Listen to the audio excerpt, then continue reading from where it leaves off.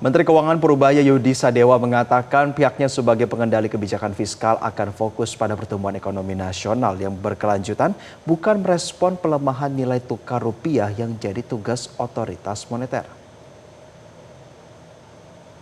Purbaya menyebutkan sentimen jangka pendek yang terjadi di pasar keuangan sulit untuk dikendalikan oleh pemerintah karena hal tersebut merupakan kewenangan otoritas moneter yang dikendalikan oleh Bank Indonesia. Namun yang pasti Purbaya menyebutkan pemerintah akan fokus pada pertumbuhan ekonomi agar bisa terus meningkat melalui perubahan iklim investasi dan kemudahan melakukan usaha. Purbaya juga menyebutkan ketika pondasi perekonomian suatu negara kuat, iklim investasi meningkat, maka akan banyak modal asing yang masuk ke dalam negeri yang selanjutnya juga akan menguatkan nilai tukar rupiah.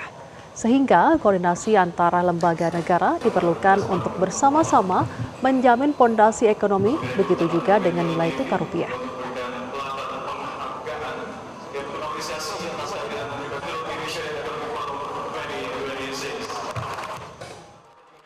Ini, Pak. Sebetulnya kalau rupiah yang berhak menjawab bank sentral, saya nggak urusan sama nilai tukar karena mereka yang mengendalikan nilai tukar. Cuman saya kasih gambaran sedikit. Anda bilang kan rupiah melemah pada waktu modal karena modal keluar. Kalau kita lihat bulan November, Desember, Januari awal itu inflow positif dan cukup besar, tapi rupiah melemah. Jadi Anda harus tanya ke bank sentral kenapa terjadi seperti itu. Jadi nggak ada salahnya Pak penunjukan itu Pak?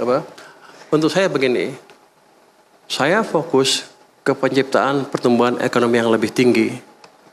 Pada waktu ekonomi tumbuh lebih tinggi dan orang percaya bahwa kita bergerak ke sana secara konsisten,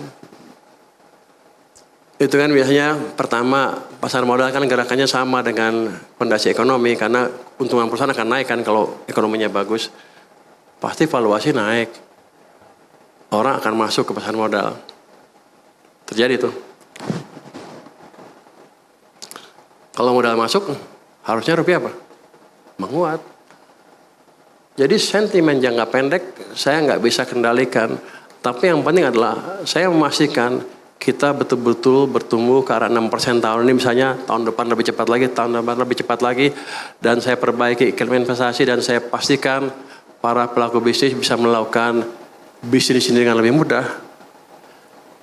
Itu ya growth yang akan cepat, investasi akan masuk pertama di pasar modal, kemudian FDI dan rupiah akan otomatis menguat.